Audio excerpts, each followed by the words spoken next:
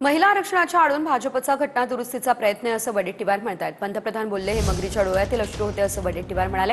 मोदींवरती राजकीय भाष्य करताना आत्मपरीक्षण का नाही करत असं शेलार यांनी म्हटलंय।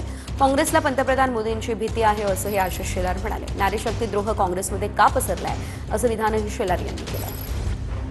मतदारसंघ एकच असतो की नाही, पण आसाममध्ये या भारतीय जनता पक्षाच्या सरकारने इकडचा काही भाग, मधातला भाग दुसऱ्या मतदारसंघात, पुन्हा तिसरा भाग जोडला, म्हणजे सोयीनं जोडला।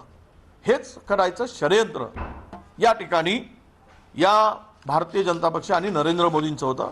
म्हणून हे जे कालचे आसू होते ना, हे मगरीचे आसू होते, मगरीचे आसू। काल जे काही पंतप्रधान बोलले हे मगरीच्या डोळ्यातील आसू होते, त्यांच्या डोळ्यामध्ये काही हे नाही।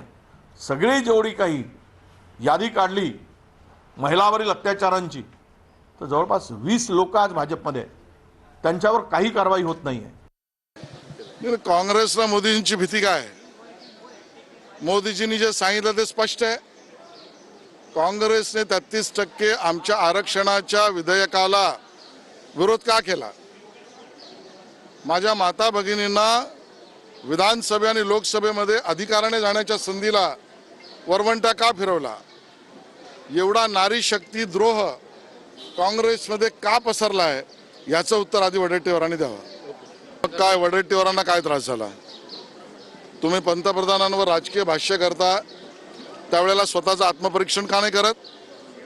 काँग्रेसने हे पाप केलंय, काँग्रेसला या पापाची शिक्षा भोगावी लागेल। आमच्या माता भगिनींच्या अधिकारावर वरवंटा फिरवणाऱ्यांना हे बोल खडे सुनलेच पाहिजे आणि सुनावलेच पाहिजेत असं आमचं मत आहे।